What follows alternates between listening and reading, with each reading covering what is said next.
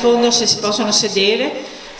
Io proprio vi dirò due parole, non di più, per comunicarvi, per quei pochi che non sanno che questa iniziativa è stata promossa dall'Associazione Progetto Rialto, che appunto si tratta di una delle iniziative nell'ambito di questa cosa che noi abbiamo chiamato le lezioni della storia. Da quando esiste questa Associazione Progetto Rialto, nata sull'obiettivo della salvaguardia del mercato e dell'area realtina, l'associazione ha tenuto ogni anno un ciclo di lezioni che chiama le lezioni della storia e che ogni anno sono state un po' diverse. Quest'anno, e quando dico quest'anno vuol dire fra 2023 e 2024, abbiamo cominciato grosso modo in novembre, i primi di novembre.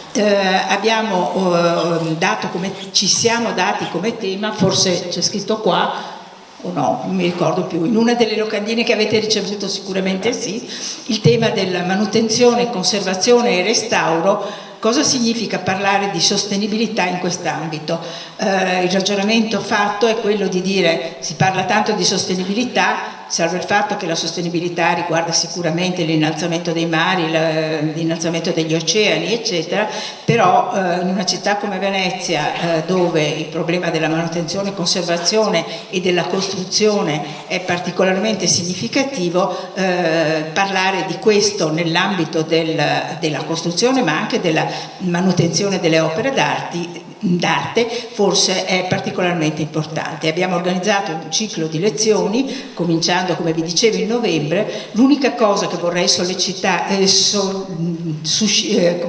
sottolineare è che, e per questo ringrazio Valeria Finocchi che ci ospita, che abbiamo cercato di coinvolgere il più possibile istituzioni culturali e enti culturali che operano a Venezia e che spesso lavorano in modo molto frammentario. Il tentativo che abbiamo fatto è quello di cercare di coordinarci, di avere degli obiettivi comuni e anche dei soggetti comuni, dei soggetti condivisi. E da questo punto di vista Palazzo Grimani è uno, lo vedete dai loghi che sono qua sotto, sono tanti. Palazzo Grimani è una delle istituzioni, la Warwick University, che ha ospitato parecchie delle nostre iniziative a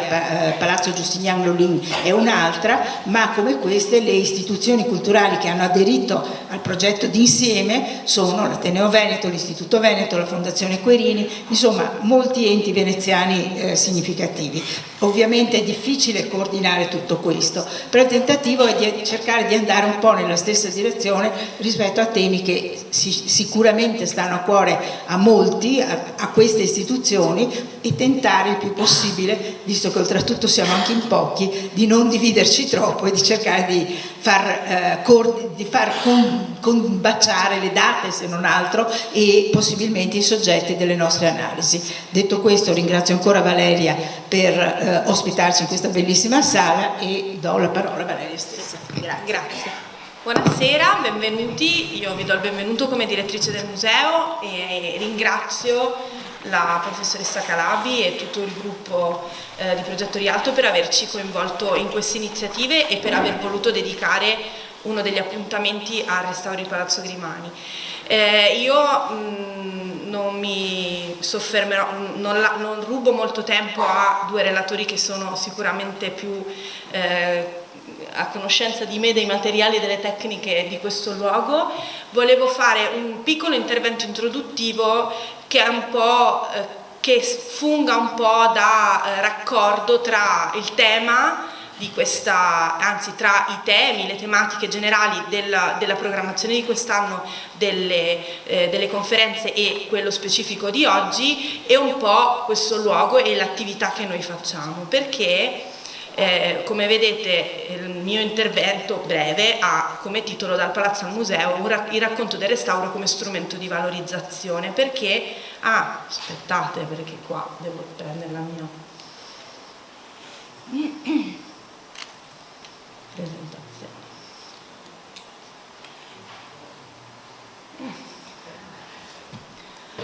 Perché noi già da diverso tempo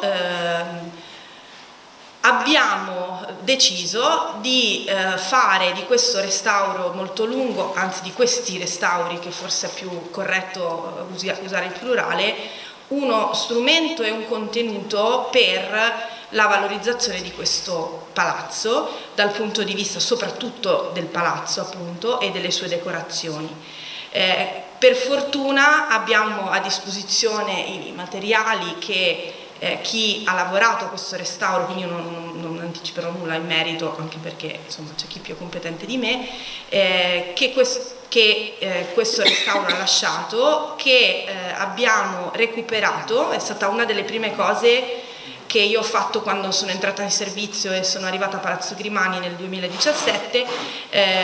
Ho chiesto alla soprintendenza, all'archivio fotografico della soprintendenza, dell'allora soprintendenza ai monumenti, dell'attuale soprintendenza archeologia, belle arti e paesaggio per il comune di Venezia e Laguna, la possibilità di acquisire tutte le immagini che sono in quell'archivio. Quindi noi le abbiamo acquisite in parte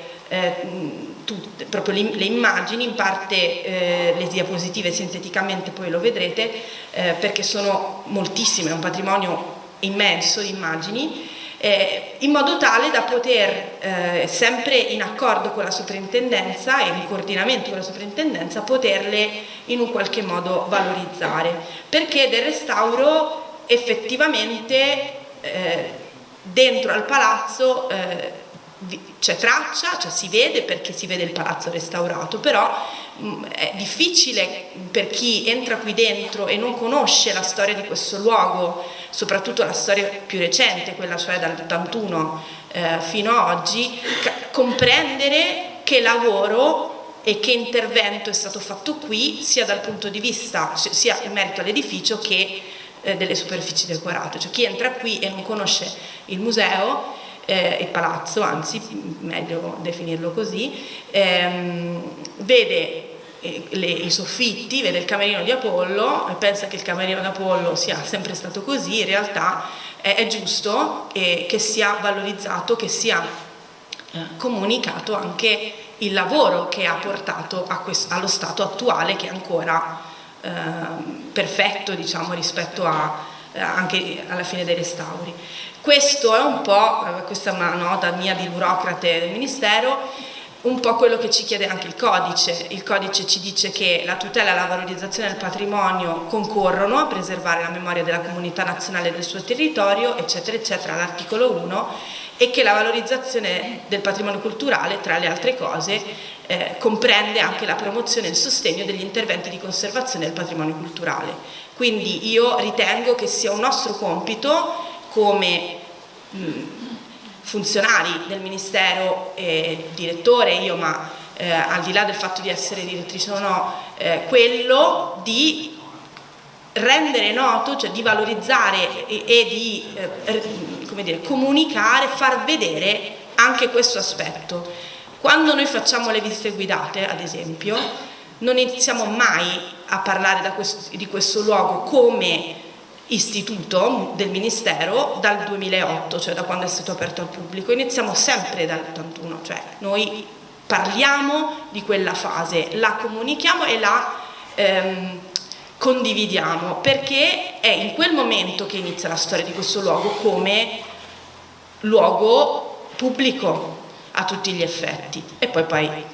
andiamo indietro. Per fortuna, come vi dicevo, abbiamo degli strumenti che sono queste fotografie bellissime, in alcuni casi montate su delle schede che ci anche danno un'indicazione temporale. Ve ne ho messe alcune, ma insomma il portico dove siamo noi, la sala Fogliami, la tribuna, la sala da pranzo. Fotografie che riguardano lo stato di Palazzo Grimani prima dell'intervento di restauro e fotografie realizzate durante gli interventi di restauro. Le diapositive, delle diapositive abbiamo delle foto dell'intero foglio, e quindi lì siamo d'accordo con la sovrintendenza che nel caso avessimo bisogno poi della singola diapositiva possiamo chiederla, ma non si poteva, insomma era troppo lungo il lavoro. E anche poi di tutte le superfici decorate, Camerino di Callisto prima del restauro svolto dalla dottoressa Bristo. Sì, ma io le faccio vedere solo per far vedere. Allora, qual è quindi questo mio piccolo intervento era per far capire che quello di cui si parlerà oggi materia viva di questo luogo ancora, non è passato, è presente, e lo è sia per ragioni appunto come dire, derivanti da quello che sono la nostra mission, le nostre mansioni, sia anche perché a tutti gli effetti è un argomento che interessa molto il pubblico, anche il pubblico dei non addetti ai lavori, soprattutto quando c'è questo effetto. Io penso alle 2 foto perché è l'effetto che fa vedere lo stato di alcuni luoghi prima e vederli oggi, ed è un effetto che stupisce, e questo non lo dico io, ma sappiamo che come dire, il fatto di richiamare anche emozionalmente, di richiamare l'emozione anche dello stupore al visitatore, permette anche di ricordare maggiormente i luoghi. Quindi per noi è importante che chi esce da qui si porti questo posto dietro, e se ne ricordi, non solo perché magari ne parla qualcun altro che viene a vedere, però anche per una sua ricchezza personale.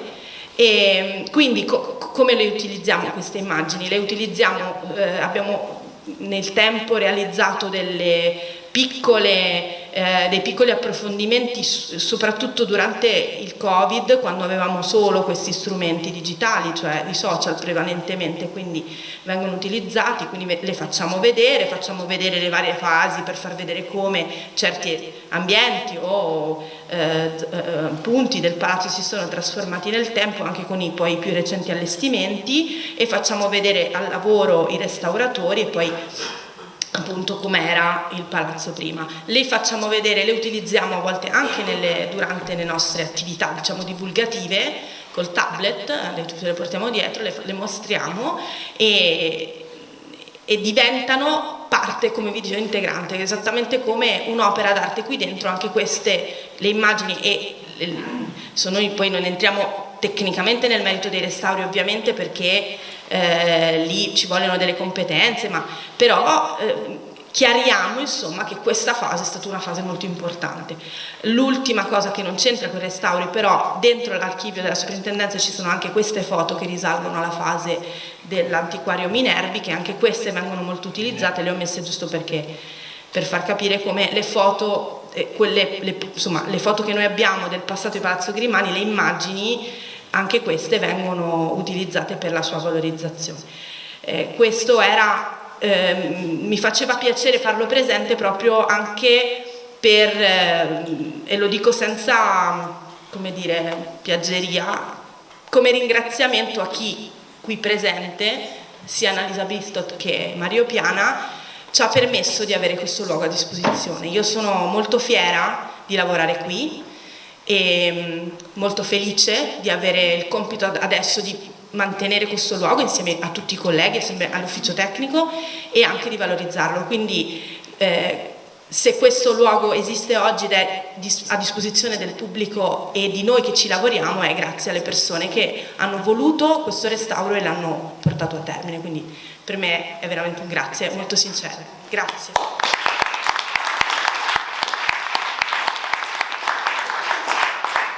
Buonasera, innanzitutto ringrazio la direttrice per l'invito e passo subito a iniziare il mio intervento con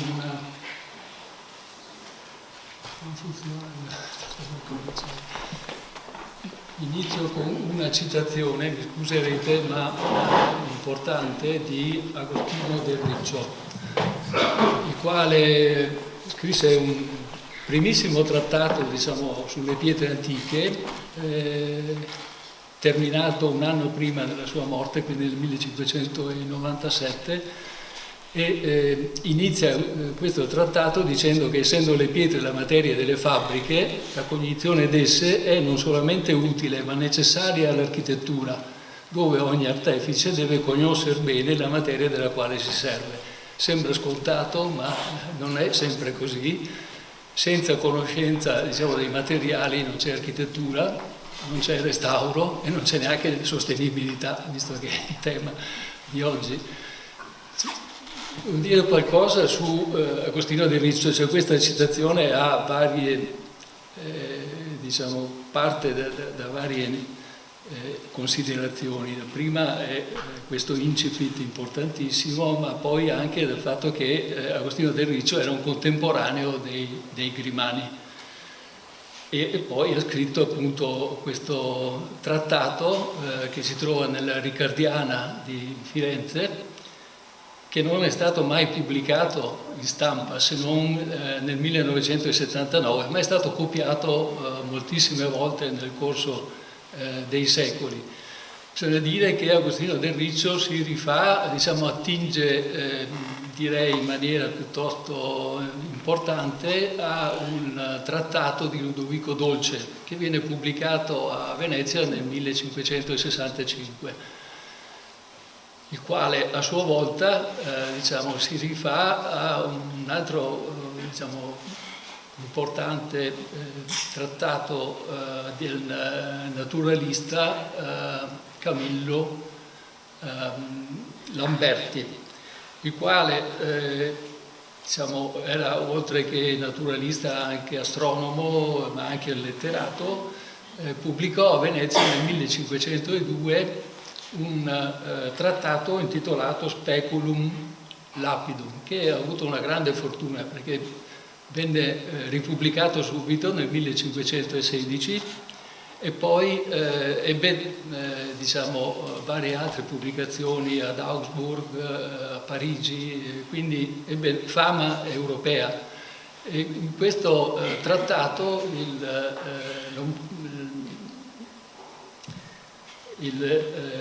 Leonardi, Camillo Leonardi, si rifà ad Aristotele, al suo discepolo Teofrasto, che scrisse nel III secolo a.C. un perillithon, cioè delle pietre, e a tutti gli altri famosi, a Plinio, naturalmente Plinio il Vecchio, a Dioscoride, ma poi anche ai lapidari medievali come Barbodo di Rennes e altri, i quali diciamo, trattarono delle pietre antiche in maniera diciamo, sia dal punto di vista storico che talvolta anche dando informazioni sulla provenienza. Quindi è altamente probabile che i Grimani conoscessero sia il volume del Leonardi che quello del Dolce e forse anche il manoscritto di Agostino del Riccio. Agostino del Riccio era un monaco domenicano di Santa Maria Novella, ma passò diversi anni a Roma ed è lì che probabilmente iniziò a interessarsi delle pietre utilizzate dai Romani, che sono, come ben sapete, tantissime e che ritroviamo non a caso qui perché Domenico il Cardinale, Domenico i Grimani, acquistò una vigna agli inizi del Cinquecento presso Montecavallo, l'attuale Quirinale, e negli scavi che vennero condotti per edificare la sua residenza vennero trovate varie antichità, tra cui anche statue. Questa prima inizio della collezione Grimani poi si arricchì 200 pezzi che comprendevano opere scolpite, ma altrettanto importanti, diciamo, di quelle opere che vedremo in parte anche qui, che sono in parte conservate, sono rimaste nello statuario della Repubblica, erano accompagnate da materiali colorati. I Grimani, come i loro contemporanei, dettero grandissima importanza ai porfidi, in particolare il porfido rosso egiziano e il porfido verde greco, per i significati simbolici connessi a queste pietre. Nel 1994 ebbi l'occasione di fare un primo studio sulle pietre, su queste pietre colorate, in particolare i porfidi conservati in questo palazzo, e allora arrivai, diciamo, a identificare più o meno 40 litotipi diversi tra bianchi e colorati. 6 rimasero, diciamo, totalmente incogniti sia quanto a nome che a provenienza. Nel corso di questi anni di 4 sono riuscito ad acquisire queste informazioni 2 rimangono ancora incognite. Però ho deciso che è impossibile che possa trattare di tutte queste 40 pietre, ne ho scelto una dozzina e ho pensato di mostrarvele, diciamo, seguendo un po' come un itinerario, come farebbe una guida, diciamo, al palazzo, cominciato dal pavimento sul quale stiamo insistendo, che è un arlecchino seicentesco tipico terrazzo veneziana, che ha in opera, però particolarmente prezioso perché ha in opera i 2 porfidi testè citati, cioè il porfido verde macedemonico che viene dal Peloponneso e il porfido rosso egiziano, assieme, come vedete, al giallo di Mori, al bardiglio di Carrara, al cogolo, al rosso di Verona, eccetera. Però, come vi ho detto, ho scelto di parlarvi di 12 pietre e quindi, seguendo, diciamo, un itinerario anch'esso ridotto perché il palazzo è grande e sarebbero tantissime le stanze da considerare, arriviamo nella stanza del Doge, che è sicuramente la più importante perché ospitava il ritratto di Antonio Grimani, il padre di Domenico e di Giovanni, che divenne Doge nel 1521, quindi un personaggio, come del resto della famiglia, di grande importanza. Passo subito a descrivere allora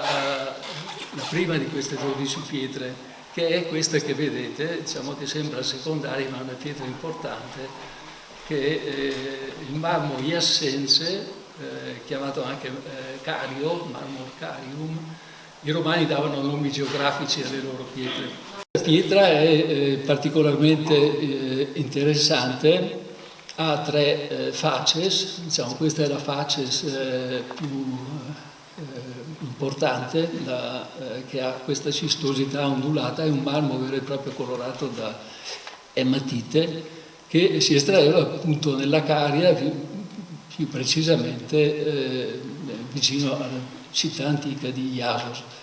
Per il suo aspetto, vedete, ricorda uno speck, un pezzo di carne tagliata, spesso rappresentava simbolicamente la carne dei martiri, per cui anche con questo significato è stata più volte utilizzata, e qui vedete anche un esempio di utilizzo molto antico collegato al sacrificio in questo caso. Questa è una colonna di questo marmo iassense venato che si trova a Gortida, a Creta, la città romana principale di Creta, e sta esattamente al centro dell'altare. Questi sono i resti dell'altare. Vedete che ha una specie di scanalatura, perché qui sopra venivano fatti i sacrifici, si sacrificavano dei galli, capretti, altri piccoli animali alla divinità. La divinità in questo caso era Apollo. Vedete un altro uso particolare che fecero già i romani, questo impiego del marmo tagliato da uno stesso blocco e poi giustapposto a macchia aperta a formare questi bellissimi disegni. Questo è un esempio a Santa Sofia di Costantinopoli, ma ne abbiamo di altrettanto belli qui a Venezia, a San Marco, nelle pareti laterali delle navatelle, dove questo marmo è largamente impiegato, e anche il marmo della Cappella dei Mascoli. Approfitto di questa immagine per mostrarvi una delle 2 pietre che ancora non parlano, che non so né come denominare. L'ho denominata Lumachella megalodonti perché queste grandi macchie bianche che vedete sono dei fossili a forma di cuore, dei megalodon, cioè dei fossili bivalvi tipici del Trias. Questa pietra veniva dalla Caria, come vi dicevo, quindi da una penisola dell'Asia Minore, ed ha avuto, come vedete, un notevole diffusione, soprattutto ovviamente nell'area centro-mediterranea, quindi ovviamente in Italia. Vedete indicati con dei punti l'uso primario e con dei triangoli invece il reimpiego, ma arrivò, come potete vedere qui, anche in Egitto, si trova per esempio ad Abu Mina e ad Alessandria, reimpiegata al Cairo, si trova nel vicino Oriente, quindi è una pietra che ha avuto grande diffusione. Questa è un'immagine delle cave che sono in questa località che si chiama Girkince Tepe, Kislaci, che è il nome attuale del villaggio presso cui si trovano queste cave. E qui vedete la facies invece di colore uniforme, di tinta rossa uniforme, che corrisponde alle due sculture che vedremo poi anche se un po' da lontano, cioè al sacerdote Isiaco e al ritratto femminile che sono nella tribuna. Quindi questa pietra, la varietà diciamo a tinta uniforme è stata più volte utilizzata per statuaria, anche collegata diciamo a Bacco. Il rosso è anche il colore del vino, non solo del sangue, e quindi diciamo delle erme bacchiche o dei personaggi del Tiraso bacchico, Meno, di Satiri, eccetera, il centauro per esempio che sta ai Musei Capitolini, vennero ricavati in questa pietra. Restiamo sempre nella stanza del Doge, qui vedete una delle due pareti, quella che guarda diciamo, il Rio di San Severo. E qui vedete, vi rinomino soltanto tutta una serie di marmi come questa che è la breccia dell'isola di Skyros in Grecia, quindi vedete una pietra greca. Poi qui non si vedono bene, ma ci sono dei porfidi colorati, rosso e africano dall'Asia Minore, qui sotto invece delle pietre friulane, il nero da Timau, che assieme al grigio carnico è stato largamente usato nel palazzo. Restando sempre nella stanza del Doge, nell'altra parete invece troviamo due pietre che sono anch'esse molto importanti e famose. Questa che vedete, questa breccia, è chiamata breccia della Vittoria o di San Benone, perché è presente in una chiesa di Roma, che ha dato un po' di questa l'iniziativa dei marmorari romani, la breccia policroma della Vittoria, quindi ha dato il nome alla pietra stessa, di cui non si sapeva assolutamente niente, di cui ho trovato la provenienza, diciamo casualmente, perché l'ho vista impiegata nella Platea Aristotelum, in un palazzo diciamo moderno di Salonicco, ed è bastato chiedere da dove veniva la pietra, il marmista che aveva fornito a me ha indicato dove andare, cioè ad Acrini, adesso vi mostrerò le cave. L'altra pietra di cui anche vi mostrerò le cave che ho scelto di illustrare invece è il marmor celticum dei Romani, chiamato anche nero di Aquitania, bianco e nero antico, grande antique dai francesi, è una pietra che viene dai Pirenei, come vedremo tra un po'. Però la breccia policroma della Vittoria, o chiamata anche breccia di San Benone perché si trova anche in questa città romana, ha questo aspetto, è una puddinga, è stata utilizzata in età diciamo medio imperiale e tardo imperiale, la potete vedere nella sala ottagono del Palazzo di Galerio a Salonicco. Qui un altro esempio da Tiro, quindi nel Libano, nella Fenicia, può avere, come vedete, anche dei clasti, dei ciotoli di grandi dimensioni, oltre che a quelli piccoli che vi ho mostrato. La varietà minuta è quella più bella.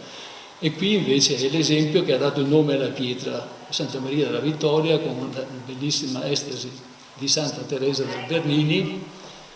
che sta in un altare circondato da delle colonne di africano magnifico, ma ha alla base la breccia di cui vi sto parlando. La varietà un po' rosata, ma è la stessa. Ecco le cave che ho scoperto casualmente, come vi dicevo prima, che stanno ad Acrini, in provincia di Cosani, quindi nella Macedonia. Qui vedete la cava attuale, che è ancora in uso, che è stata diciamo purtroppo causa della distruzione delle tracce antiche che si vedono appena sopra. Qui vedete alcune tagliate antiche dello stesso materiale. Il marmo di Aquitania è una breccia tettonica molto bella, come vedete, per questo contrasto molto forte tra i clasti che sono neri e il cemento che è invece bianco, bianchissimo, latteo. Che sia una breccia tettonica, vedete dallo sminuzzamento che è avvenuto per frizione in una zona di faglia di questa bellissima roccia, che è stata largamente utilizzata a partire anche qui dal periodo medio tardo imperiale e ha avuto diffusione molto rilevante. Qui vedete degli esempi nel Duomo di Grado, dove sono in opera delle colonne che hanno le stesse dimensioni delle 8 colonne, qui ne vedete 4 che stanno nel nartece di San Marco. Ed è quindi altamente probabile, non solo le dimensioni coincidono, ma anche la qualità della pietra, è altamente probabile che provengano, tutte queste 8 colonne provengano da un monumento tardo antico di Aquileia. Sappiamo che Venezia si è rifornita molto ad Aquileia e sappiamo anche che Giovanni Grimani era patriarca di Aquileia e quindi avrà avuto sicuramente, diciamo, occasione di avere omaggi o di acquistare pietre da Aquileia. Della stessa pietra vediamo l'infacciata anche delle colonne più piccole a San Marco, qui un esempio a San Vitale di una bellissima rota pavimentale. Ecco, le cave sono a Auvers, i Pirenei francesi, vedete qui, e vedete la diffusione che questa pietra ha avuto. È arrivata anche in notevole quantità a Costantinopoli, potete vedere dei bellissimi lastroni di grandi dimensioni all'interno di Santa Sofia, ed è una provenienza, Costantinopoli, di parecchie colonne, ce ne sono una ventina circa, tra grandi e piccole, nella basilica veneziana. Scusate. Qui vedete un'immagine della cava attuale nel senso che è stata usata fino al secolo scorso. Quella antica è praticamente invisibile perché dove era una collina e dove utilizzata appunto per l'estrazione della pietra adesso c'è un lago, quindi in antico è stato estratto tutto ciò che era possibile estrarre. Quando si esaurì la zona, diciamo, principale di cavatura, si passò in quest'altra poco lontana che vedete qui, coltivata con un filo elicoidale, vedete il taglio netto fatto dal filo. Dalla stanza del doge ci spostiamo verso la cappellina e qui trovate impiegati i 2 porfidi, il porfido rosso egiziano che vedete qui nel pavimento dell'anticappella e qui nell'anticappella e questa serie di tondi di varie dimensioni alternati di porfido rosso e porfido verde. Il porfido rosso è la pietra più importante dell'antichità, perché aveva il colore della porpora, quindi la porpora era la pietra che si otteneva dai molluschi. Ce ne vogliono, è stato trovato da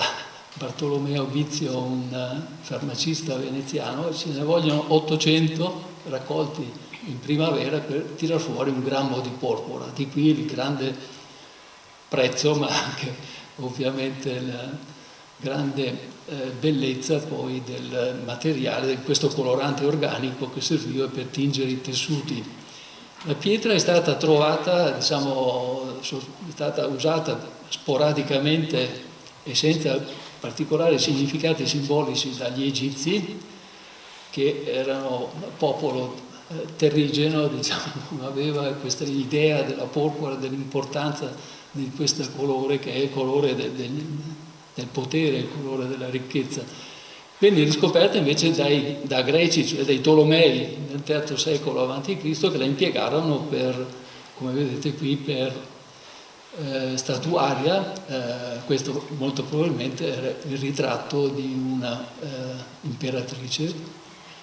Cleopatra, forse non si sa. Cleopatra si sa che comunque aveva nel suo palazzo una stanza chiamata Porfira, rivestita di porfido. I Romani hanno utilizzato la pietra come ovviamente pietra da ritratti. Qui vediamo i più famosi, diciamo, di questi ritratti, i 2 Augusti e i 2 Cesari, quindi l'età tetrarchica, probabilmente l'età dioclezianea, frammenti che sono stati tagliati da colonne e poi giustapposti, come ben sapete, all'ingresso di Palazzo Ducale, nell'angolo del tesoro. Quindi la vita degli imperatori era scandita dal porfido, nascevano in una stanza rivestita di porfido e morivano, come vedete qui, all'interno di sarcofagi porfiretici. Questa pietra si estrasse nel deserto orientale egiziano il Mons Porfirites, cioè nel monte purpureo, nell'attuale Gebel Dokan. Qui vedete l'incredibile diffusione che ha avuto. All'inizio solo l'imperatore e la sua famiglia poteva utilizzare il porfido, poi nel corso del tempo, diciamo forse per motivi anche economici,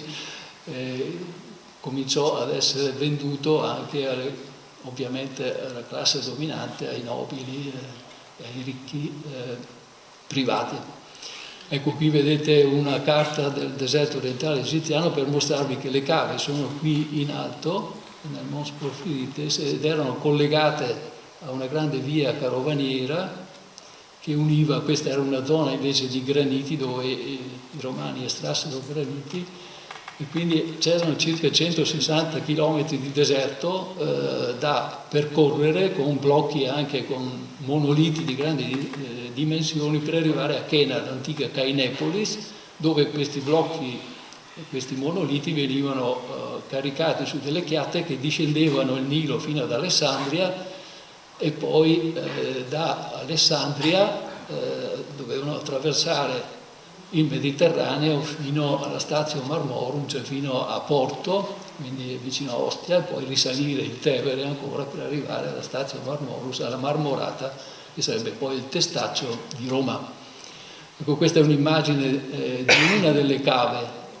Siamo nella zona dove si estrasse sia il rosso che il porfido verde egiziano, che vi mostrerò tra poco. La cava principale però era sul cosiddetto Mons Lycabettus, è andato il nome come a quello che sta vicino ad Atene, e qui vedete la via marmoraria, siamo a 1200 metri di altezza, le cave più importanti stanno proprio sulla cima. Ecco, qui vedete un collega, il professor Harrell dell'Università di Toledo nell'Ohio, che mostra, diciamo, una delle tagliate che si vede,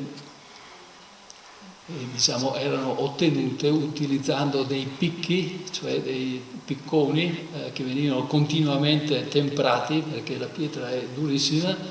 e si può diciamo, lavorare solo con l'acciaio, quindi venivano temprati e battuti in continuazione per indurire le punte. E qui vedete anche diciamo, la serie di pozzetti per cunei, che in questi pozzetti venivano inseriti dei cunei metallici di ferro che venivano battuti uno dopo l'altro per staccare i blocchi che venivano poi portati a valle. Passando all'altro porfido, cioè al pendant, diciamo, del porfido rosso, che fra l'altro viene chiamato Lithos Romaios, cioè pietra romana dai greci tardi, ovviamente i bizantini, perché era la pietra romana per eccellenza. Vediamo qui invece il marmor Lacedemonium, cioè la pietra spartana. Vedete varie facce su questo materiale che comincia ad essere utilizzato già in età minoica, già nel secondo millennio avanti Cristo. Questi sono stati trovati dall'Ivans negli scavi di Cnosso. Viene utilizzata per ritaccio, per dei vasi potori come questo che vedete, oppure per sigilli. E poi i romani la riscoprono, anche in questo caso, diciamo, i romani arrivano un po' tardi, ma ne estrassero grandi quantità e accoppiarono al porfido rosso che abbiamo visto prima, questo porfido verde, in pavimenti d'opus sectile, come questo che vedete, bellissimi. Dovete pensare che questo che vedete bianco è di fatto il marmor numidicum, cioè il giallo antico, dove è un pavimento di una domus imperiale, quindi di rango e anche di materiali costosissimi. Qui vedete invece un tipico reimpiego, un pavimento di tipo cosmatesco, come i tanti che si possono vedere nelle chiese romaniche di Roma. Ecco le cave dove sono, siamo nel Peloponneso, nel sud del Peloponneso. Sparta sta qui, sotto Sparta c'è Crochea, che ha dato il nome a questa pietra, Crocheatis Lithos, il nome greco. E tra Crochea e la costa, vicino a Stefania, sono non le cave, ma sono rinvenibili ancora adesso blocchetti di questo materiale, che costituisce una specie di filone, diciamo, lungo circa 1 chilometro e largo 50 metri, che è stato però tutto tettonizzato, quindi tutto fratturato, quindi non si trovavano pezzature superiori ai 2 metri di questo materiale, però era ovviamente molto apprezzato e molto ricercato. Ecco, una delle pietre che avevo identificato nel 94 come breccia di Aleppo, però non sapevo da dove venisse, ho trovato invece che proviene dall'isola di Chio, grazie allo studio di carte geologiche, che a un certo punto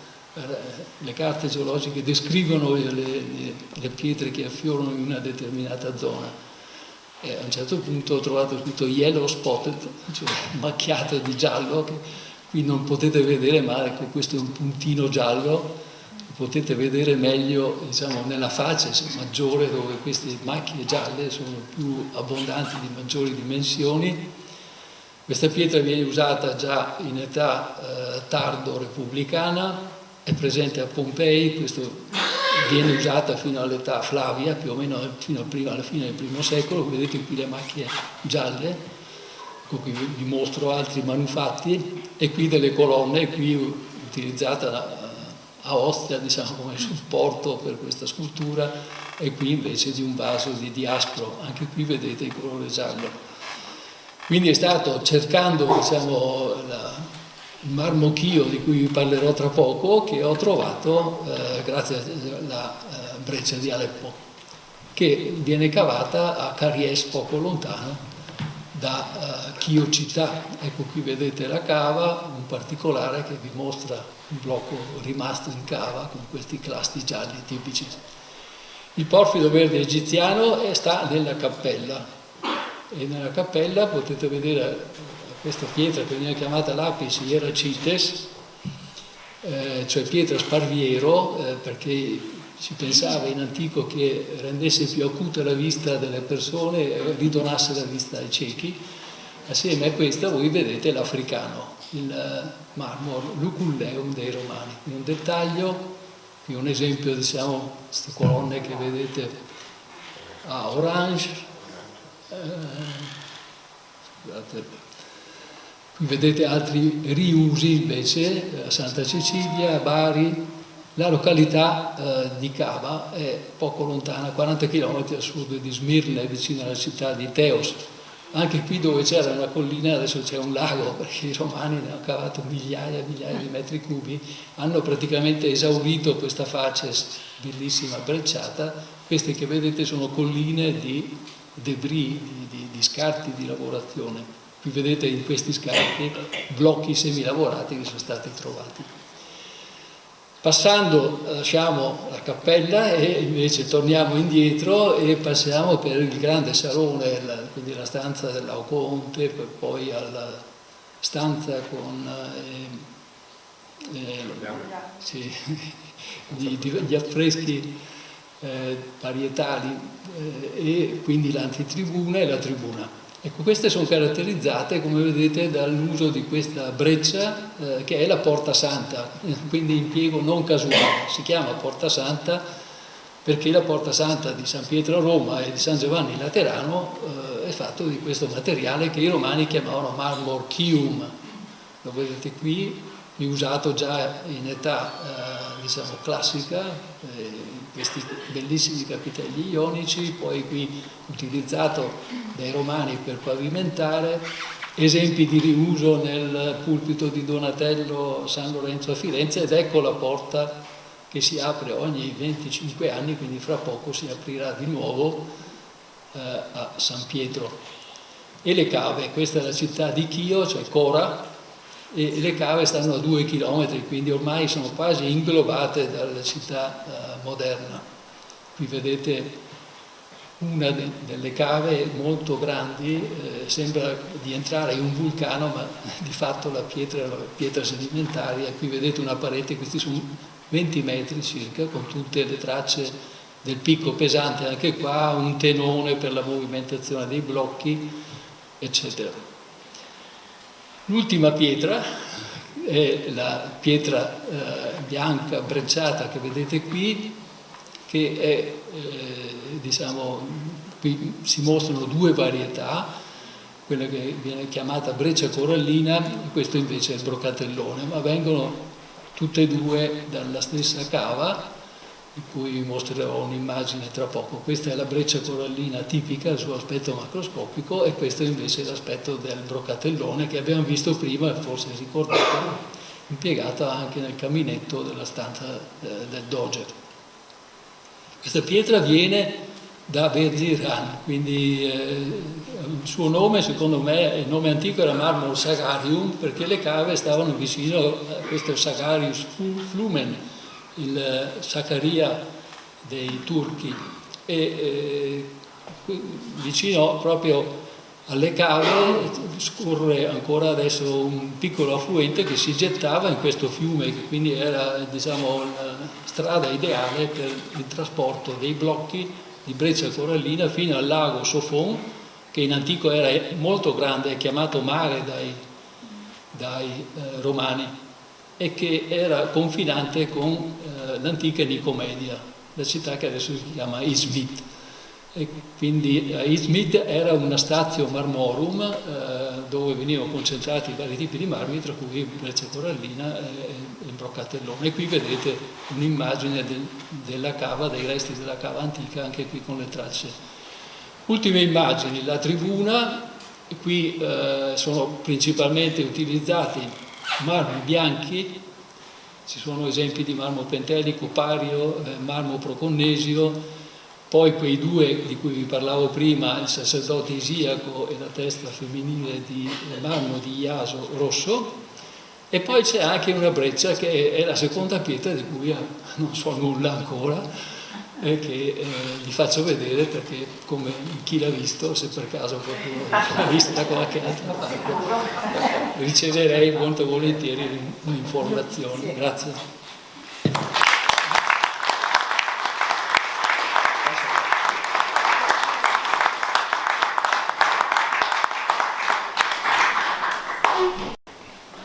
E quindi cercherò di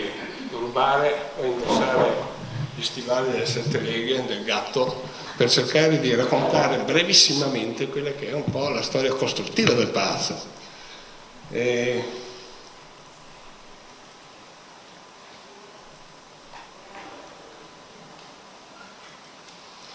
Palazzo che, come sapete, sorge a una conformazione di fatto quadrata, con un cortile interno quadrato interessante, e sorge alla confluenza di due canali. E le fondazioni che abbiamo individuato con gli interventi sul masso fondale con l'isolamento del canale darebbero il fine XII-XIII secolo come primitivo insediamento di un corpo a delle dotato di una torretta che appare anche nei documenti di passaggi di proprietà cinquecenteschi. E dal punto di vista planimetrico la parte più antica, la vedete qua, sta sulla confluenza di due canali, appunto il Rio di San Severo e il Rio di Santa Maria Formosa, e una conformazione a delle a cui nella seconda metà del 400, non sappiamo esattamente quando, ma è databile dal punto di vista degli interventi, tra cui anche queste travi,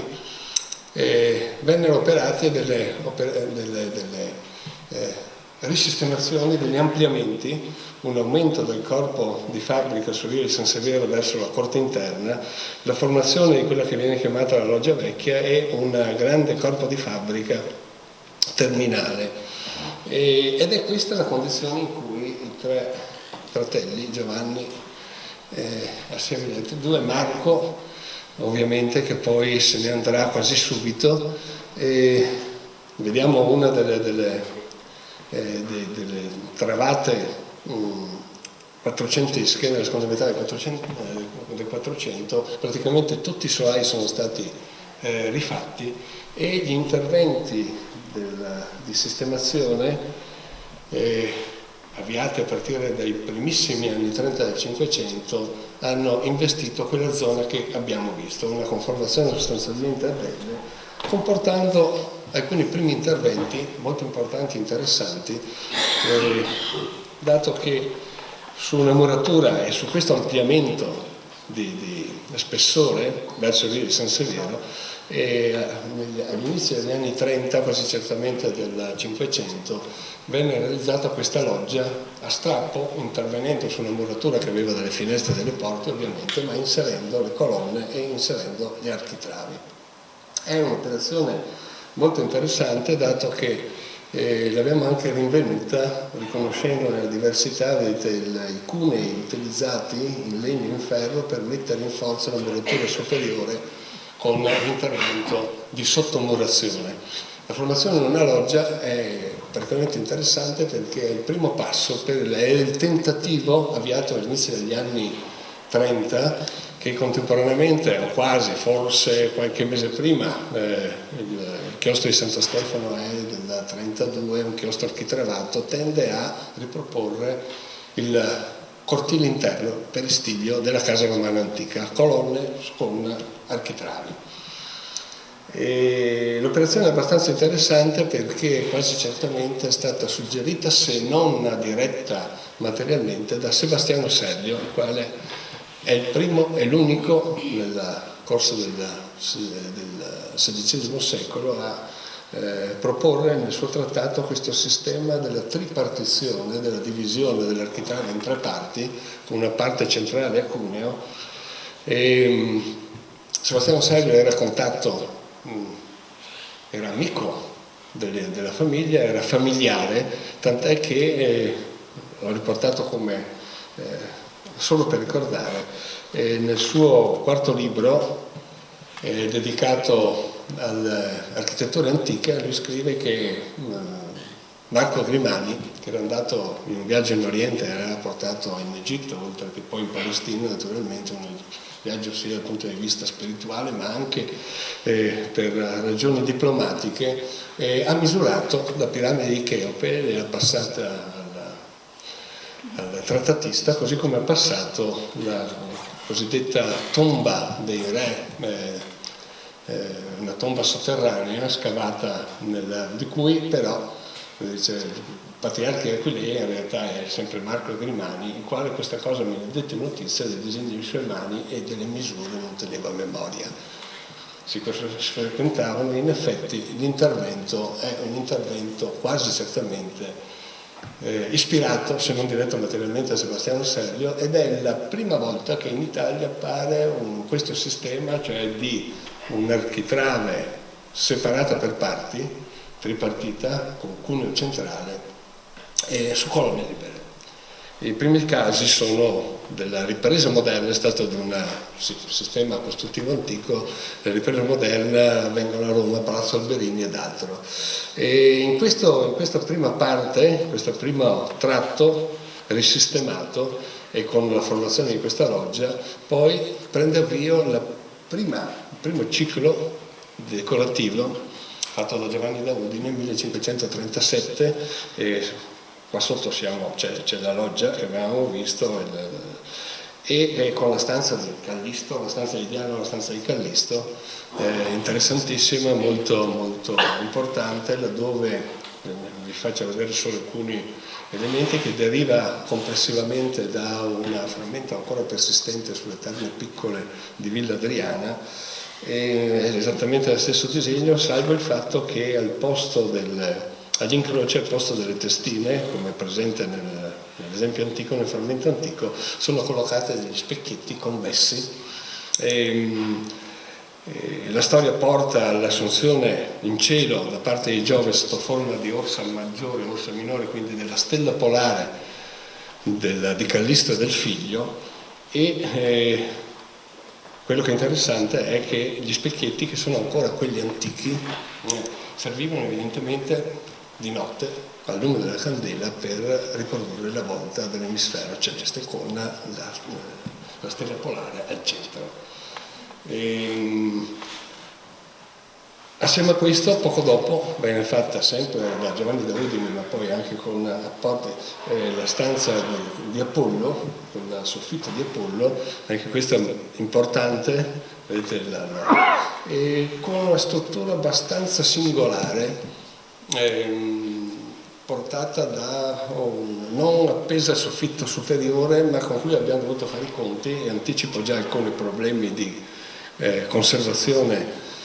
dato che l'inflessione delle travi superiori era arrivata ad appoggiarsi sulla struttura accentinata, una struttura leggera ovviamente con cantinelle, cioè assicelle distanziate tra di loro, appiodate su delle centine lignee, supportate da travi longitudinali queste, ma l'abbassamento aveva cominciato a schiacciare nella parte centrale, quindi minacciava rovina. E fortunatamente per noi, non certo per l'edificio, il pavimento superiore era stato rifatto e quindi abbiamo tolto la pavimentazione e abbiamo alzato di qualche centimetro il livello complessivo delle travi in maniera tale che non vi fosse più interferenza tra la deformazione elastica e plastica, che è una deformazione permanente ma che continua a procedere con i solai in legno per evitare danni ulteriori al soffitto. E il soffitto poi è decorato con ci sono storie di Apollo e Marsia bellissime, importantissime, e questa era la condizione, l'avete visto anche prima, del soffitto, e questa è la condizione sul raddrizzamento della volta. E devo dire che prima si parlava di sostenibilità dell'intervento, qua Annalisa assieme ai restauratori ha messo a punto un sistema di vedete il sollevamento della pittura non è stato di un buon fresco, è stato di una tempera grassa che è stata consolidata e riadagiata facendo banalmente, se volete, diciamo banalmente, ma il ricorso dell'acqua distillata, bagnandola e poi premendola in maniera tale da farla riaderire. Vedete la condizione anche qua di un tratto di la stessa prima e dopo, i distacchi pesantissimi della pellicola pittorica e la riadesione è avvenuta con acqua, quindi dal punto di vista della sostenibilità, poco più dell'acqua insomma, dal punto di vista della sostenibilità gli interventi di restauro dovrebbero sempre seguirla, sempre che appunto puntino alla massima conservazione dell'esistente. Lo stesso vale per il recupero e la lunetta di testa con le prove di pulitura e il recupero finale, fino a quando nel 1558 Giovanni diventa proprietario dell'intero palazzo e anche della parte della corte e avvia a partire da questo lato fino ad arrivare nel 68, nel 69 abbiamo un accordo su elementi lapidi che non erano stati contabilizzati e quindi dovevano essere stimati, in cui sappiamo che la stanza del Doge, che sta qua di sopra, vediamo il pian terreno, la stanza del Doge entrava in contatto con, grazie alla formazione del nuovo porto, con il Camarin di Oseletti, cioè con la stanza appunto che abbiamo visto appena adesso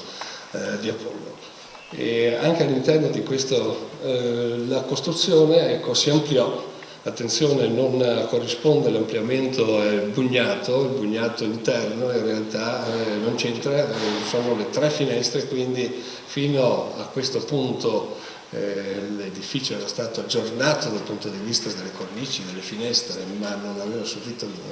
modifiche e tutta questa parte fino allo spigolo e poi verso l'interno è l'addizione cinquecentesca. E all'interno proseguì il tentativo di proporre appunto il peristiglio della casa romana antica. Vediamo la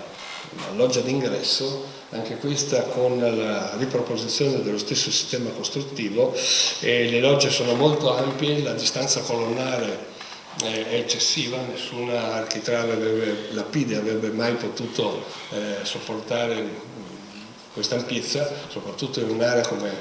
quella veneziana dove piccoli cedimenti di un appoggio rispetto all'altro avevano portato alla frattura, e quindi anche in questo caso è stato applicato, vedete, questo sistema della tripartizione con delle archeggiature superiori di scarico in maniera tale da far funzionare il sistema e con l'utilizzo anche di capitelli antichi. E in questa fase certamente vi è stata un contributo palladiano di Andrea Palladio, dato che sono gli stessi anni in cui viene costruita anche la facciata di San Francesco della Vigna.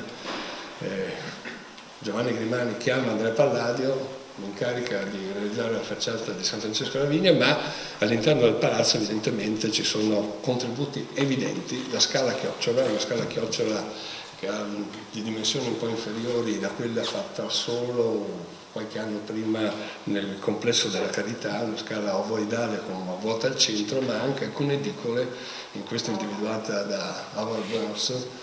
l'attuale presidente del Consiglio Scientifico del Centro Palladio, il più importante palladianista ancora vivente. Non solo questo, ma anche alcune sistemazioni dell'ingresso verso la scala, dove le paraste nell'addizione mostrano l'entasi, e poi con dei capitelli che si avvicinano alle antichità veronesi. E in questa stanza venne, a partire, vediamo sempre segno dell'indicazione dei piani superiori, anche se questo è il pian terreno, la stanza Fogliami, l'antetribuna, la tribuna, la sala da pranzo, la cappella, la stanza del doge, importanti, importantissime. Vediamo qua la stanza Fogliami, su cui ci soffermeremo tra un po' dal punto di vista del consolidamento, dove appaiono appunto piante di importazione dalle Americhe, il mais, il tabacco, ma anche la corona imperiale, cioè fiori che vengono dal Giappone, dall'estremo oriente, a formare una sorta di orto concluso, di giardino, insomma, all'interno dell'abitazione. E la formazione della tribuna, importantissima anche questa, con questa volta del tutto, è un unicum per Venezia, una volta con 4 vele, rettangolare, quasi quadrata, che forse deriva da suggerimenti di Bertani, del successore alle fabbriche, che forse ha suggerito questa forma. E proseguendo, la sala da pranzo, ricordo che il palazzo ha la più bella raccolta di pavimentazioni in Pastellon. Vedete, questa è una pavimentazione che procede assieme, ed è stata realizzata assieme al soffitto. Il soffitto è un soffitto che deriva anche in questo caso da delle voltine presenti nella domus imperiale, che è andata distrutta, e che viene ribattuto a terra con pavimentazioni appunto decorate anche con piccoli fiori dipinti inglobati poi a cassola all'interno della pavimentazione. E è più importante anche dal punto di vista della conservazione degli intonaci, marmorini e altri intonaci interni, fino ad arrivare alla stanza del doge, appunto, e alla congiunzione con le due stanze, le ultime stanze di testata, cioè questa porta che porta al camarino di Oseletti, alla stanza di Apollo, e questa alla cosiddetta stanza di Diana, di cui Lorenzo ha mostrato prima le decorazioni e la complicazione dal punto di vista della raccolta, della presenza di una grande quantità di marmi che erano portati e probabilmente li ha ricevuti da Domenico, dallo zio Domenico Grimani, che li aveva portati, sappiamo essere stati portati a Murano. Un terzo ciclo decorativo, ma non mi soffermo, tiriamo avanti, chiudendo appunto sulla formazione della porta d'ingresso, che fa parte dell'addizione degli anni 60 del Cinquecento, operata da Giovanni Grimani, con la presenza ancora di 3 busti, anche se rilavorati, e le scritte Genio Urbis Auguste Usilque Amicorum, che insomma tradotta è alla città, dedicato alla città e agli amici. E avete visto qualche immagine quando l'edificio è stato acquistato. Io ero giovanissimo reggente, sono riuscito a farlo comprare dallo Stato, l'abbiamo rubato alla Olivetti, quando c'è stato un passaggio di proprietà. È stato acquistato per 720 milioni di lire nell'81, non significano niente, 720 milioni di lire bisognerebbe portare agli aggiornamenti, ma insomma tenete conto che il costo medio di un'abitazione da restaurare a Venezia, non certo di questo edificio, si girava intorno al milione al metro quadro. Questo l'abbiamo pagato circa 270 mila lire a metro quadro, senza tener conto dei cortili e degli spazi scoperti della corte. e le stanze erano disastrate. Immaginate che qua il soffitto, un soffitto ottocentesco crollato parzialmente, lo vedete nelle fotografie, che è stato, per quanto possibile, abbiamo recuperato, rimontato in loco e integrato in questo caso. Questo la vediamo, l'avete visto accoppiata. Gli interventi sono cominciati quando si costruisce, si parte dal terra e si va in su, quando si restaura di solito si parte dall'alto, si viene in giù, si parte dal tetto, si sistemano le finestre, si eliminano i problemi di infiltrazione d'acqua e poi si comincia a fare tutte le operazioni necessarie, operazioni complicatissime. Non mi soffermo sul legno, non mi soffermo sugli interventi, sulle coperture, ne ricordo solo, appunto, vedete travi completamente svuotate purtroppo dalle infiltrazioni d'acqua, e abbiamo dovuto realizzare operazioni complicatissime di cuciscucci, di rafforzamento del piede murario. Era un gigante dei piedi d'argilla, forse si capisce poco, ma tutte le murature al pian terreno, quasi tutte, erano state ridotte di sezione, murature da 40-45 cm, composte da altinelle, perché si trattava ancora in parte dell'antico edificio, ridotte da un lato e dall'altro, rivestite dei tavolati dipinti poi con del bitume per cercare di contenere, questo nella prima metà del Novecento, per cercare di contenere i danni provocati dall'acqua alta, e poi con la ricostruzione fuori di 2 piccoli muratori in maniera tale da ricostituire lo spessore ma non certo l'integrità della muratura. Un nucleo centrale portato da 50 cm a 18-20 cm aveva gravissimi problemi di instabilità, tant'è che durante una delle prime operazioni di cuciscucci un tratto, per fortuna puntellato, al di sotto proprio della loggia vecchia, quella che abbiamo visto essere stata realizzata come prima operazione di aggiornamento del cortile, è crollato. Al di là di tutto questo sono state, ecco, lo vedete qua, la condizione della muratura interna, l'inevitabile ricostruzione a cuciscucci fatta con il cuore che sanguinava, perché si perdono le tracce più antiche ma inevitabili per dare stabilità al palazzo, con i tagli che sono stati fatti in piombo nella ricostruzione in maniera tale da dare sicurezza e stabilità al palazzo. E poi sono state fatte grossissime operazioni anche di recupero degli intonaci all'esterno e all'interno. Come vedete, le picchettature erano state ricoperte negli anni 30 da intonaci cementizi, e in questo caso le picchettature sono state richiuse in maniera tale da evitare se fatte intonaci pertinenti alla fase via via costruttiva del palazzo. Sono state fatte ben altre operazioni, recupero anche di pavimentazioni, non solo delle pavimentazioni terrazzo o pastellone, quasi tutte i pastelloni del primo piano, ma anche di quelle del secondo piano, alcune interessanti perché fatte con cotto tricromo, bicromi o tricromi, che sono stati sollevati, restaurati, rincollati nelle fratture e rimontati, come vedete al secondo piano. Sono stati restaurati ovviamente i pastelloni, e in alcuni casi, in una piccola stanza, per rendere un po' omaggio, che doveva diventare la stanza degli ori, quindi buia, dove solo le vetrine accoglievano gli ori archeologici, ma che poi ha avuto altra destinazione. C'erano delle piastrelle di clinker rosse, è uno dei pochi pavimenti che sono stati ricostruiti, vedete la data. È stato fatto con una semi madreperla, in modo tale da riprodurre un po' il disegno del tappeto centrale dei pavimenti antichi che sono ora presenti a Pompei e Ercolano, sono dirette derivazioni a Signinum, con questi riflessi che dovevano un po' per arricchire questa che doveva essere la stanza, ma anche per dare sicurezza a chi camminava nel buio. Al di là di tutto questo, però, affrontiamo adesso molto velocemente quello che sono state le operazioni di consolidamento invece dei solai posti tra piano terra e primo piano, cioè tutti quelli che accoglievano e sostenevano i soffitti decorati,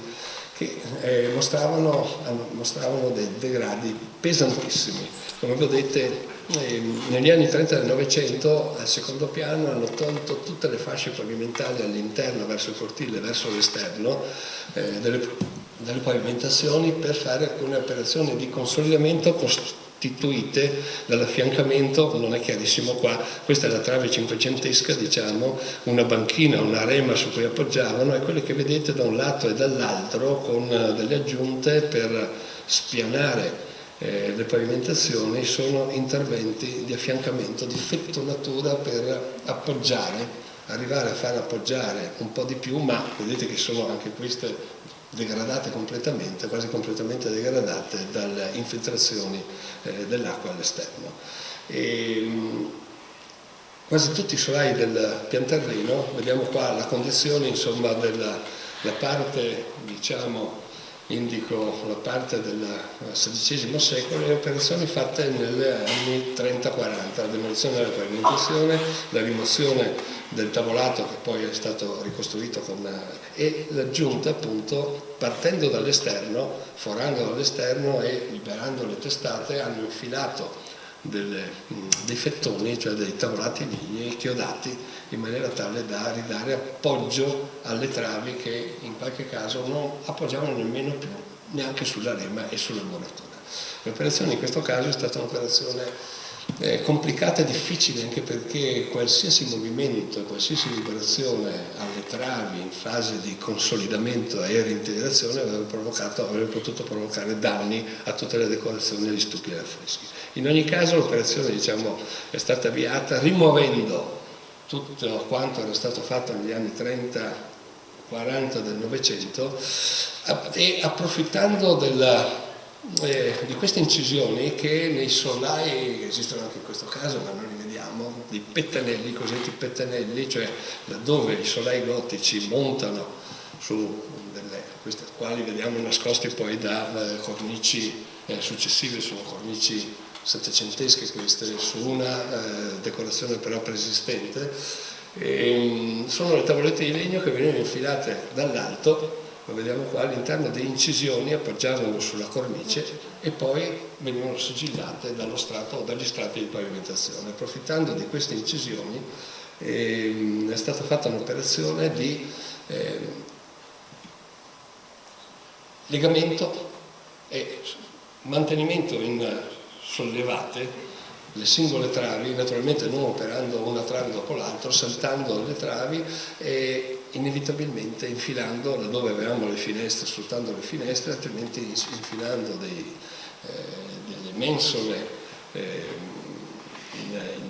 a doppio T e con delle travi in maniera tale da lavorare con dei cordini, passarli al di sotto delle travi e mantenerle sollevate. Naturalmente per poterle mantenere sollevate senza muoverle sono state messe anche dei martinetti a vite in maniera tale che queste venissero mantenute sospese ma senza che ci fosse un movimento verso l'alto. Dopodiché l'operazione, sempre dall'esterno, sono state tolte le ricuciture del primo Novecento di mattoni che erano stati tolti e rimontati e dall'esterno sono stati infilati, sono state rimosse le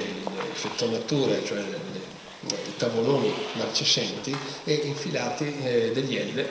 due L da un lato e dall'altro, in maniera tale da riportarle un appoggio e anche per riformarle, ottenere un aggancio con le reme interne per ristabilizzare i muri. Mancando, ovviamente, avendole perse, la capacità di attrito che le travi sviluppano dallo sfilamento nel caso in cui soprattutto le murature esterne, quelle nel cortile e quelle interne, si possono spostare verso l'esterno. Mancando l'attrito, la funzione dell'attrito, questo è stato sviluppato con delle chiodature, o meglio delle avvitature, non abbiamo utilizzato chiodi per evitare le vibrazioni, con le reme. Dopodiché, lo vediamo qua, le operazioni come vedete sono già a operazione fatta, vedete i cordini d'acciaio, i due elementi già infilati all'interno e un martinetto che serviva per sostenerlo, quello intermedio invece era già stato tolto. Fatta questa operazione tutto è stato ricostruito con l'unica avvertenza di collocare un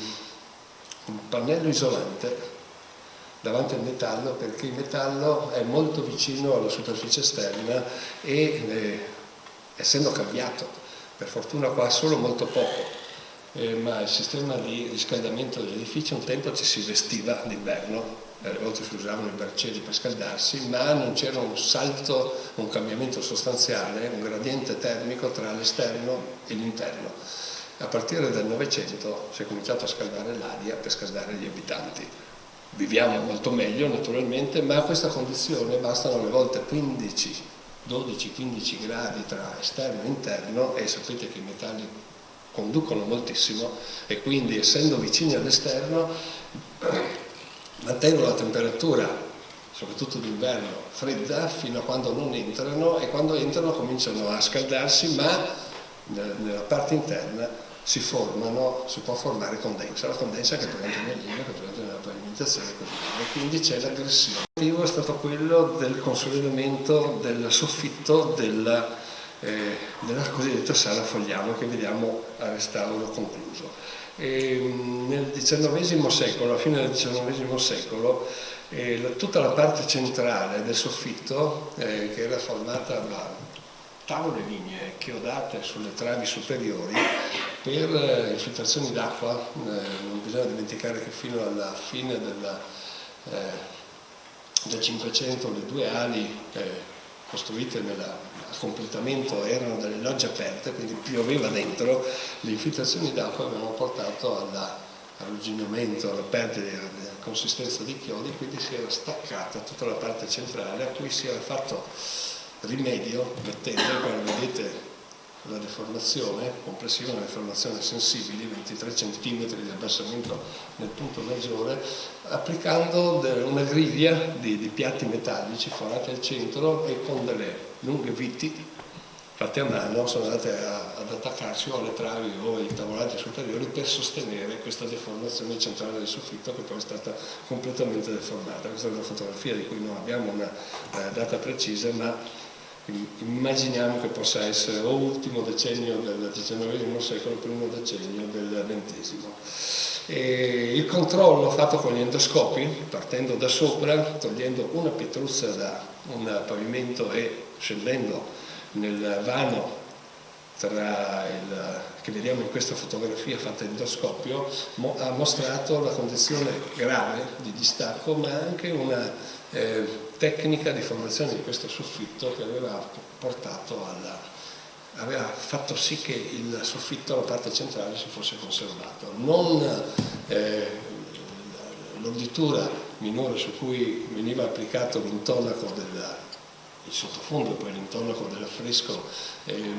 era a cantinelle, ma come vedete è fatta con delle canne palustri schiacciate e intrecciate a stuoia, quindi molto deformabili, che avevano subito una deformazione senza però per fortuna cadere. È una tecnica centro-italiana. Questo i coniugi Mori dell'Istituto Centrale del Restauro, che erano stati sentiti, ci avevano confermato che era una tecnica romana cinquecentesca importata evidentemente a Venezia, come tutto il gusto della pittura era stato importato da Giovanni Grimani. Fatto il controllo con l'endoscopio abbiamo immaginato un sistema di intervento che vediamo qua, vedete la deformazione complessiva, 28 cm di distacco del tratto centrale, da dove era stata applicata questa griglia, e con un abbassamento di 9 cm, tenendo conto di questo della pavimentazione, perché c'è una deformazione elastoplastica, cioè le travi sotto carico di legno hanno una deformazione in parte elastica, cioè se togliamo il carico ritornano in posizione, ma il legno soprattutto tutti gli altri materiali, anche l'acciaio, ma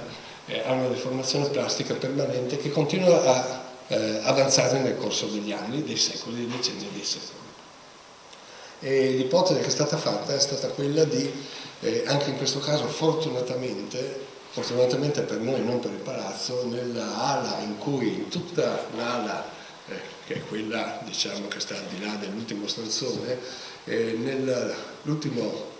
durante il secondo conflitto mondiale era stata organizzata per accogliere degli sfollati, quindi le pavimentazioni erano scomparse completamente, erano state fatte in parte in clinker, in parte in bitume stradale, e erano state costruite una serie di tramezze in forati per 5-6 bagni e per una divisione molto spinta di tutta la parte superiore. L'idea è stata quella di lavorare da sopra, liberare tutte queste operazioni fatte negli anni 40, nel 42-43, in maniera tale da poter operare un riaggancio da sopra del soffitto e un risollevamento del soffitto per riportarlo in posizione. E naturalmente però, questa è una delle idee iniziali, bisognava impedire che il carico eccessivo comportasse il ritorno elastico delle travi. Le travi in legno sotto carico si sarebbero ovviamente mosse verso l'alto, avrebbero diminuito una parte della deformazione e questo sarebbe stato disastroso per il soffitto.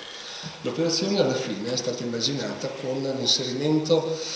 soprattutto sfruttando le finestre, di una serie di travi nella parte superiore, bloccate nelle finestre ovviamente, e laddove non era possibile sono state inserite all'interno delle murature in maniera tale da avere una struttura rigida a cui puntellare la deformazione delle travi per mantenerle nella stessa identica posizione.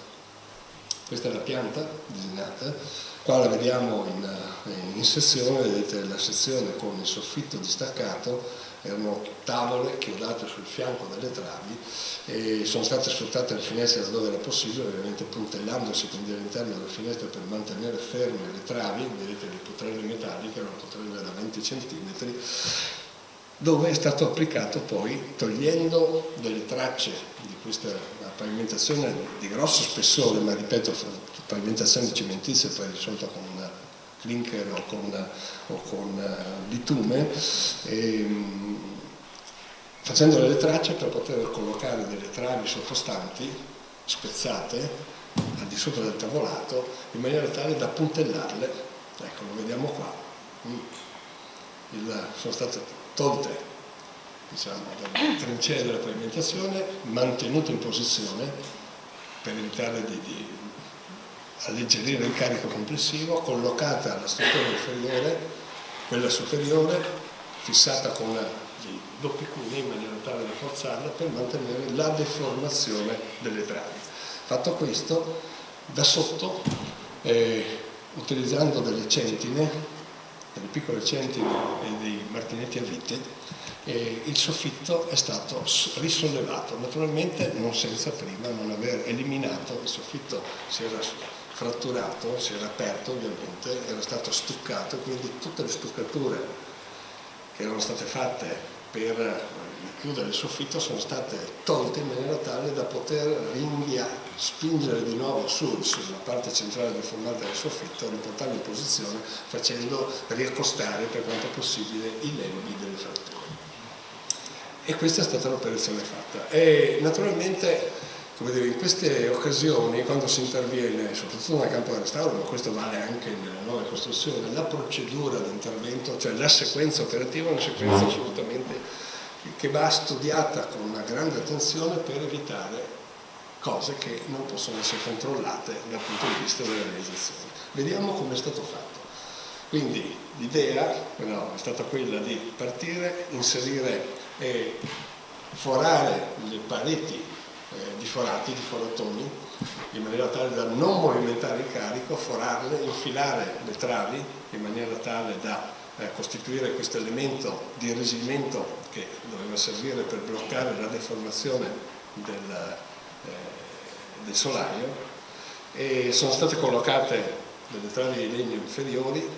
sono state collocate poi gli spezzoni sopra, messi in forza in maniera tale da mantenere la deformazione e dopo di allora eliminate sia le pareti verticali sia la pavimentazione. Quindi siamo arrivati al mantenimento, diciamo, del tavolato, dopodiché il tavolato è stato rimosso e da sotto è stata operata questo sollevamento. E naturalmente il sollevamento poi da sopra è stato possibile fissarlo non con dei chiodi ma con delle viti in acciaio inossidabile in maniera tale da bloccarla, e alla fine delle operazioni il tutto è stato ricaricato, tenendo conto però del fatto che le divisioni che pure sono state fatte al di sopra sono state fatte delle divisioni di pareti più rade naturalmente dell'infittimento che era avvenuto nella seconda guerra mondiale, e quindi avevamo un carico inferiore a quello che era in precedenza. è stato fatto un conto e è stato aumentato in questo caso per cercare di mantenere lo stesso carico, e quindi la stessa deformazione, e la densità dei sottofondi pavimentali, aggiungendo delle palline di piombo. Il piombo pesa molto rispetto al pavimento, siamo a 11.000 kg a metro cubo, 11 kg a litro, mentre una pavimentazione, un sottofondo di pavimentazione va intorno ai 1.700-1.800 kg, 1,7 kg, 1,8 kg litro, tanto per capriccio, 1.700 a metro cubo. Ebbene, degli estensimetri a filo che avevamo applicato prima di fare l'operazione e poi l'abbiamo seguito fino a conclusione dell'operazione, fino alla liberazione completa della parte superiore, hanno dato deformazioni massime di 0,2 mm da prima a dopo rispetto alle travi. Avevamo messo 12 estensimetri a filo per controllare le deformazioni, cioè l'innalzamento delle travi, e quindi deformazioni inferiori a quelli che possono avvenire con d'estate-inverno, con non tanto l'aumento della temperatura quanto soprattutto d'estate, quando c'è un dessiccamento parziale e una minore presenza di umidità all'interno del legno e c'è il passaggio della gente, la vibrazione da movimenti maggiori di 0,2 mm al singolo trave. Quindi siamo riusciti a mantenerli esattamente nella stessa posizione. Dopodiché da sopra, adesso vediamo una fotografia, vedete le travi, le IP in acciaio di irrigidimento, la doppia orditura, ormai le travi liberate, le operazioni che sono state fatte per ricollegare le centine alle travi stesse, e contestualmente sotto si rimuovevano, sono stati lasciati i punti liberi per poter rimuovere sia i lunghi bitoni che tenevano la griglia, sia la griglia che qua vedete già rimossa, completamente rimossa, è stata sfilata, e il soffitto è stato riportato non nella posizione originale ma appoggiandola alla deformazione che avevano subito le travi, quindi è stato riportato non completamente al di sopra ma di qua, portandolo fino a dove le travi, insomma, sembrava che i tavolati sulle travi appoggiassero e sono stati fissati in quella posizione, quindi leggermente inflesso, ma è inflesso perché le travi si sono inflesse dall'anno avanti. E poi si è proceduto con il restauro pittorico, vedete qua uno degli incroci terminali con tutta la dipintura che era stata messa anche al di sopra di questi incroci, il foro utilizzato per fissare la griglia metallica e l'affresco che stava al di sotto, nascosto dalla griglia stessa, recuperando alla fine il soffitto. E qua lo vediamo recuperato. Un'altra operazione complessa è stata condotta sulle travature, le grandi travi della loggia di accesso. Questa è la porta di accesso della calle e questa è la parte, diciamo, l'ala nuova,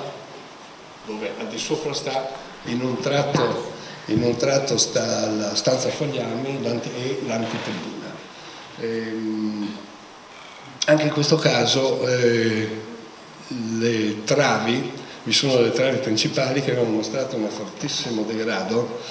La vediamo qua in sezione, una trave lignea, la prima delle travi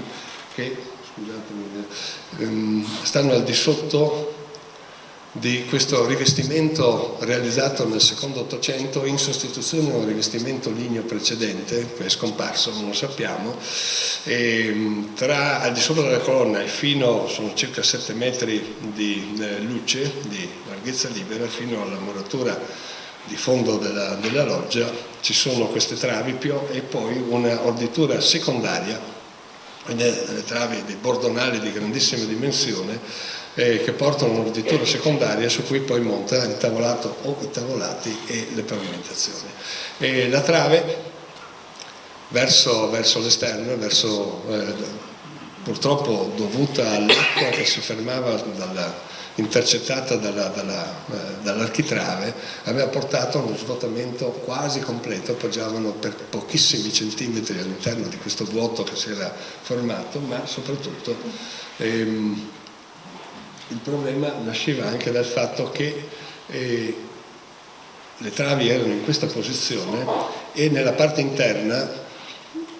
mentre gli archi avevano l'intero spessore della muratura, cioè 40 cm, in questo tratto avevano uno spessore di 12 cm perché era la trave stessa che era stata tagliata con andamento inclinato per far appoggiare su cui impostare gli archi di scarico dell'architrave inferiore. Questi archi appoggiavano solo per 12 cm sul laterizio esterno, ma poi sul resto sulla trave. La trave era completamente suberizzata e scomparsa.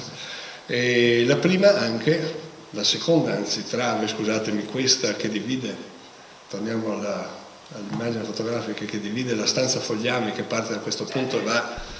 verso l'esterno, dall'antitribuna che occupa questa area e quindi che porta un muro da 40 cm alti ai 2 piani, era risultata fratturata, era stata individuata anche questa con l'osservazione endoscopica. L'abbassamento complessivo era di 14 cm. In questo caso abbiamo preferito intervenire dal basso perché le pavimentazioni sia della prima Pastellon della stanza Fogliami sia dell'altra pavimentazione dell'antitribuna erano pavimentazioni cinquecentesche, quindi non volevamo assolutamente demolirle per operare dall'alto. E quindi l'idea è stata quella di operare dal basso, costruendo dapprima, di qua al di là delle colonne, dei sostegni che ci sono serviti poi anche per fare operazioni di consolidamento del tratto superiore alle colonne stesse, ma su cui non mi soffermo, che era spezzato in 2 o 3 parti. Abbiamo dovuto spostarli, armarli con 4 barre metalliche e rimetterli in posizione, ma non mi soffermo su questo, in maniera tale da scaricare tutto il peso della facciata attraverso questi pilastri provvisori a terra. E fatto questo, sono state misurate le deformazioni di ogni singola, è stato smontato il soffitto che era per fortuna, ma di questo ci eravamo accorti con l'osservazione endoscopica, staccato anche di 2-3 cm talvolta anche di più dalle travi stesse e sono state progettate, formate delle travi conformate a Z, è una sezione a Z. La vedete in pianta, la vedete con 2 parti molto più resistenti in appoggio verso la loggia esterna e verso la mura interna, con la possibilità di montare dei tiranti, vedete, e con un taglio inclinato su cui montare e far rimontare gli archi di scarico superiori. E le 2 suole, la sezione è una sezione a Z, sono state realizzate con delle sagome. Le travi non erano solo marcescenti nelle 2 teste, soprattutto nella testa verso cortile, ma erano imberlate, quindi uno spigolo inferiore era diverso dall'altro. Sono state prese le sagome dei 2 spigoli inferiori e su queste sono state formate le suole, cioè queste sporgenti che vedete dal basso, per sostenere le travi stesse. Dopodiché sono state montate una dopo l'altra, adesso vediamo, ecco, le vediamo qua, sono travi a Z, montate nella trave di qua e al di là delle travi in crisi, e lo vediamo adesso anche in pianta, ecco, lo vediamo qua, la trave in pianta con la parte superiore che è fortemente irrobustita, che è stata utilizzata poi per fissare delle piastre in maniera tale da far sì che queste mantenessero la muratura interna a livello al di sopra dei capitelli in stabilità, perché altrimenti vi erano dei tiranti dei tiranti a bastone che collegavano le travi con la muratura, ma anche questi si erano completamente ossidati. L'operazione insomma è stata fatta, la vediamo qua adesso di fianco, forse è più chiara, è stata montata, questo era il vuoto che era rimasto all'interno, la muratura esterna, la parte che è stata, naturalmente queste operazioni sono state seguite o anticipate da trattamenti per evitare che ci fosse una proliferazione ulteriore delle ife fungine, che sono dei funghi che trasmettono e che vanno ad aggredire la parte marcescente quando vi è una continua imbibizione d'acqua,